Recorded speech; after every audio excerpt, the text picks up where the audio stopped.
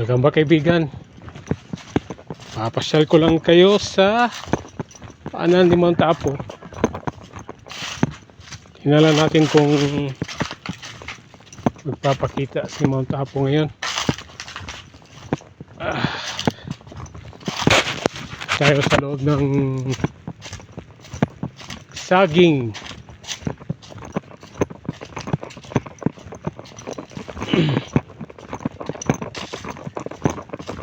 Dati-rati gulay ang tanim dito. Ngayon puro saging na. Saging na lahat.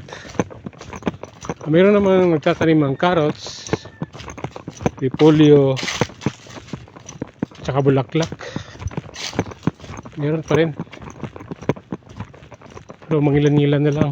Halos lahat ginawang saging na. Ayan.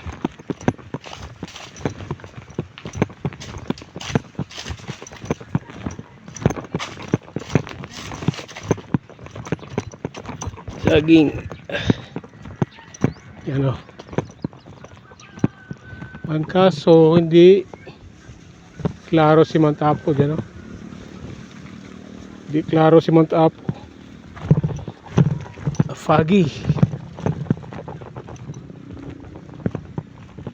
Init. Wala. Hindi klaro si Mount Apo.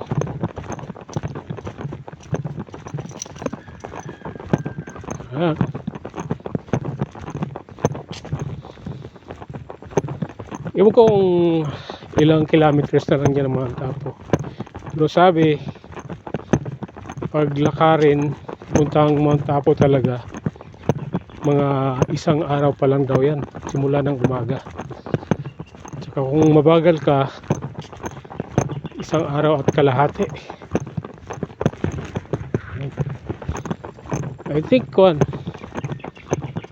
sirado ang Mount Apo ngayon kasi pa summer na, bawal ang umakyat at saka magsunog. Pero hindi ako sigurado, baka open. Ayan. Ayan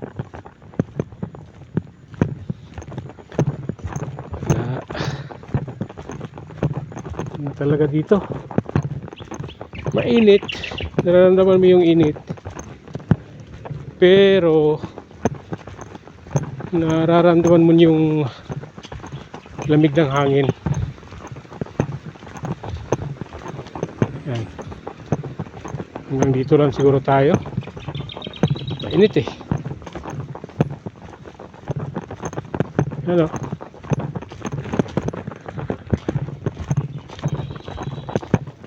Mainit. Wala, hindi klaro si Mount Apo. Basta nitong oras, alauna. Kung gusto mo makita si Mount Apo na dapat umaga, mga alas 6 ng umaga, 7. Kasi pagka alas 9 wala na yan.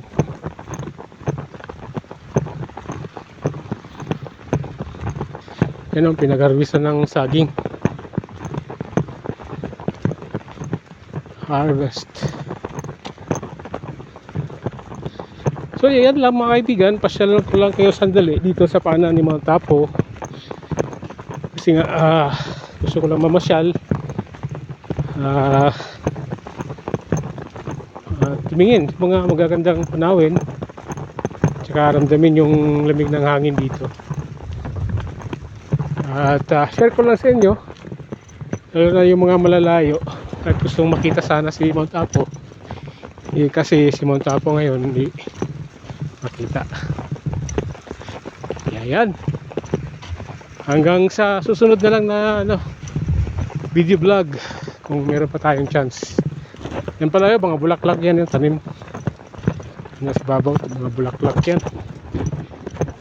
Chrysanthemum. So hanggang sa muli mga kaibigan, kasi mainit na. Salamat.